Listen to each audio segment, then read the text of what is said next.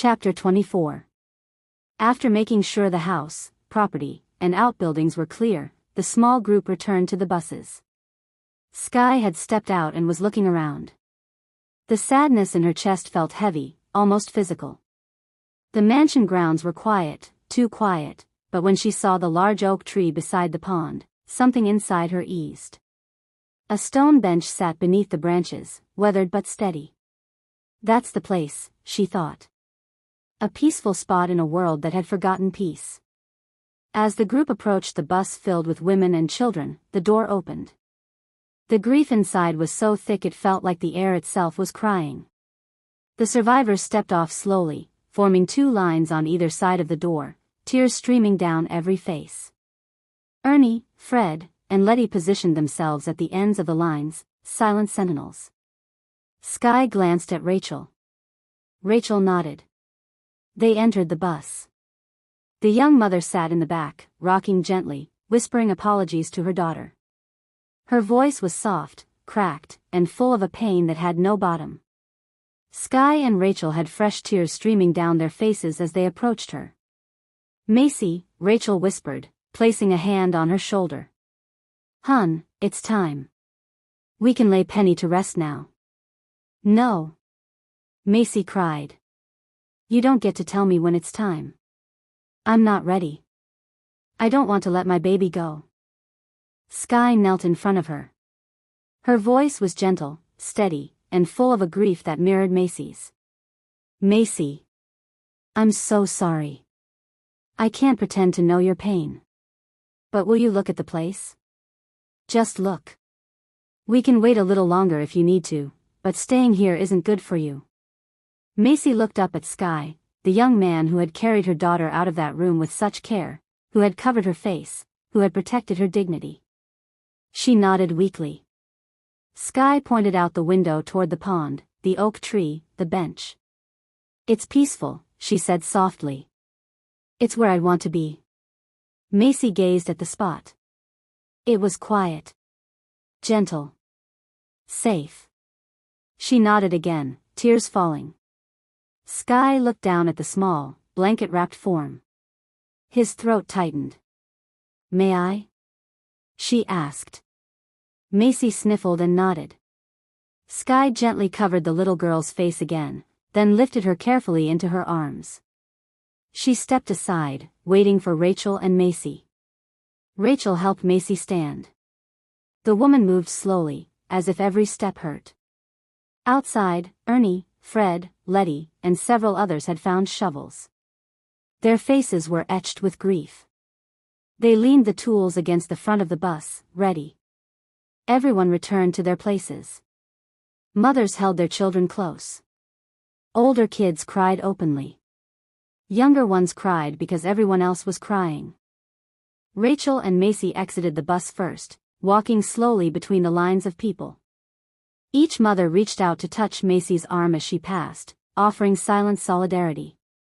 Sky waited until they were halfway down the aisle. Then she stepped out. The sight of the small blanket-wrapped bundle in her arms broke whatever composure the group had left. Fresh sobs rippled through the line. Sky walked slowly, giving each mother and child the chance to lay a hand on the blanket if they wished. Halfway down, a little girl stepped forward clutching a doll. She held it up with trembling hands. "I want Penny to have my favorite doll," she whispered. "So she can take it to heaven. Then when I get there, we can play again." Sky's breath caught, and somewhere behind her, Ernie's breath caught too, mirroring the ache in Sky's chest. Sky knelt so the girl could place the doll on the blanket. "She'll love it," she said softly. The girl returned to her mother, and Sky continued walking. When she reached Rachel and Macy, they walked together toward the tree. The group followed in a slow procession.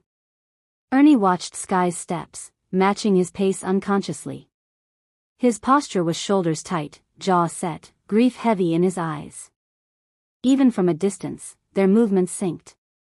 Sky gently placed the small girl on the ground, opening the blanket just enough to tuck the doll into her arms. Macy knelt beside her daughter, touching the blanket with trembling fingers. The digging began. Not too close to the tree, the roots were thick, but close enough that the ground was soft. It took about 45 minutes to dig a deep, safe resting place. Ernie and Fred stayed in the hole while the others climbed out. Skye watched them, her breath sinking with Ernie's without her realizing it. Macy nodded when it was time. She opened the blanket just enough to kiss her daughter's forehead, then covered her again. Skye lifted the small body one last time. She knelt by the grave. Ernie reached up and took the girl's head and shoulders, Fred took her legs. Together, they lowered her gently into the earth. The little girls who had gathered flowers earlier handed Macy a small bouquet. They passed out flowers to everyone else. One by one, mothers and children dropped their flowers into the grave. Rachel helped Macy stand. The woman swayed, and Rachel held her tightly. Macy dropped the bouquet in, her sobs shaking her whole body. Silence fell. Then someone began singing. Amazing Grace, how sweet the sound. Voices joined in, soft and trembling, as the grave was filled. Ernie slipped away for a moment and returned with a simple wooden cross. Fred helped him secure it in the ground. The group stood in silence. Ernie's voice was rough when he finally spoke. We still have a long way to go before we're home. I hate to leave like this, but we need to move. Skye cast one last look at Macy, who sat quietly on the bench beside the grave, rocking slightly as if holding her daughter again. Skye felt something inside her shift, a quiet, fierce understanding. If anything ever happened to Ernie, Fred, or Letty, she would never recover. Ernie handed Rachel his radio frequency. They loaded up. Rachel and two armed women walked them to the gate. After letting them out, they closed it behind them. Skye slowly picked up the CB. Her voice was soft, raw. They'll never be the same. God help them all. She stared out the window as the miles passed. Shadow sat between her and Ernie again, head in her lap. She stroked his ears silently. Ernie glanced at her, her bruised face, her distant eyes, the way her breath stayed shallow. His own breath matched hers, instinctively syncing with her pain. He wished she would talk. But he knew better than to push. So he drove, steady and quiet, letting her set the rhythm. And together, they made their way toward the next safe place.